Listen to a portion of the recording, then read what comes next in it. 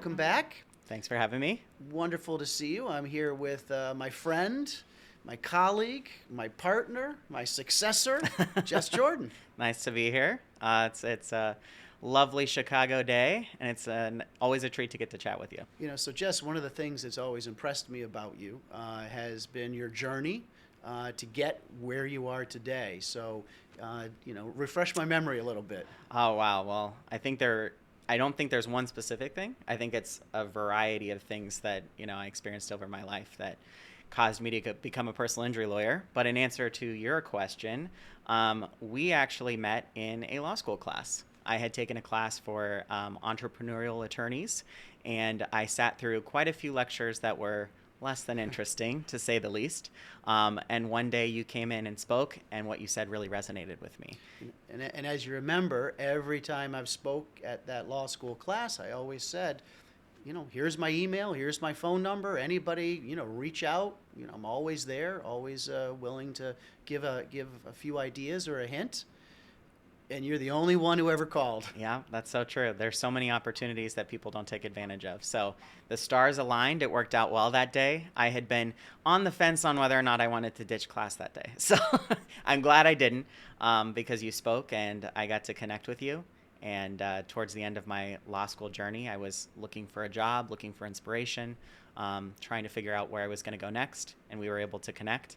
I'll never forget, you emailed me back on my 22nd birthday and said that you were interested in meeting with me. So my birthday is always a special reminder of that. Excellent.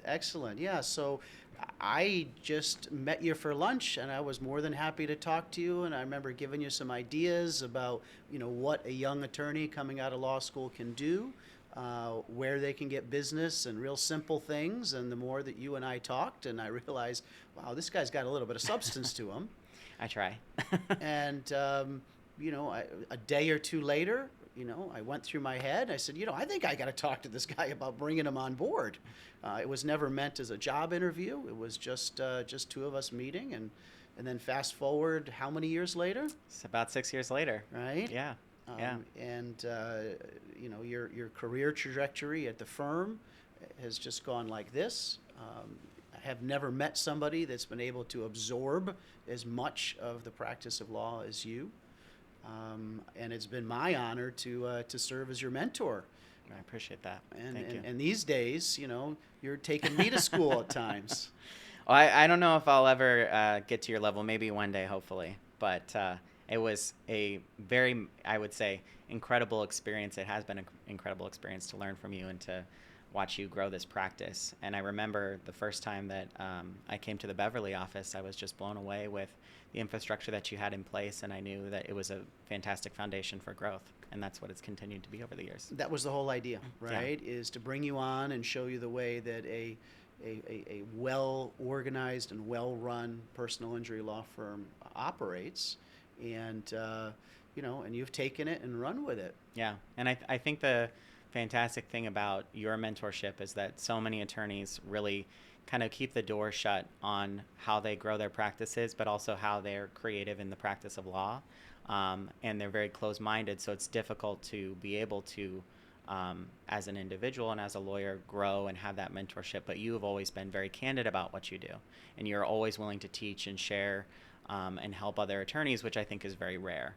So it just worked out, and it's been a fantastic connection ever since. Well, after 4 years at the firm, we made you partner. Yes. And that, of course, is in the top 5 best days of my life. Don't tell my wife. But she was there, and it was a wonderful experience, and I got to share that with all of my colleagues that I work with at the firm, and, my wife and their loved ones. And we got to be at the House of Blues, the Christmas party. And I'll never forget getting to walk outside of the House of Blues and call my family. And, it was a very transformative experience, to say the least.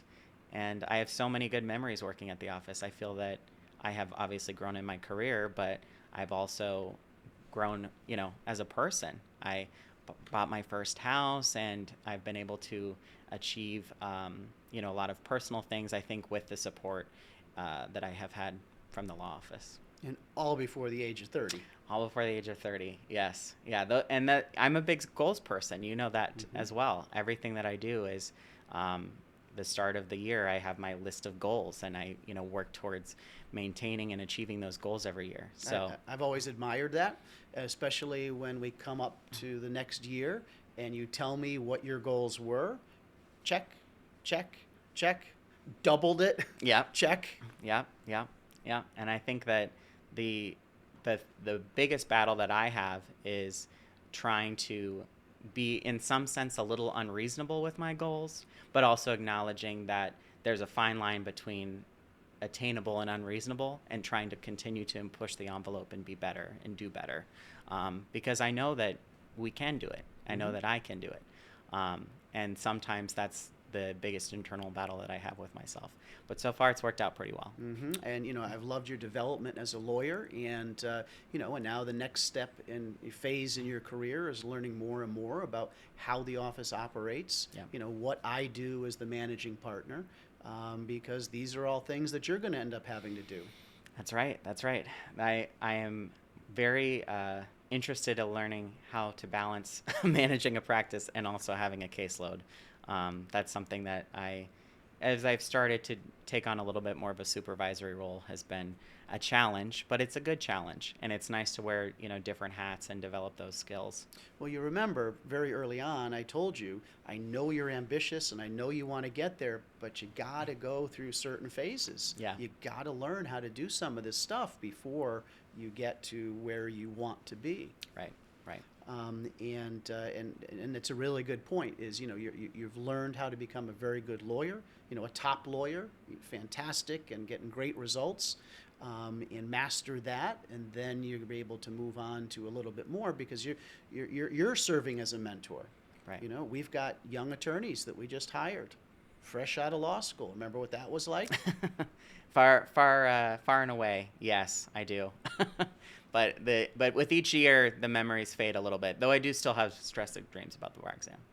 I don't know if those will go away. It's been 30 years, and I still have stressful dreams about the bar exam. Yeah. I don't know if those will remain with me for life. But yeah, I think it's been really exciting and somewhat rejuvenating to have these new young lawyers come in and to share some of that excitement and enthusiasm.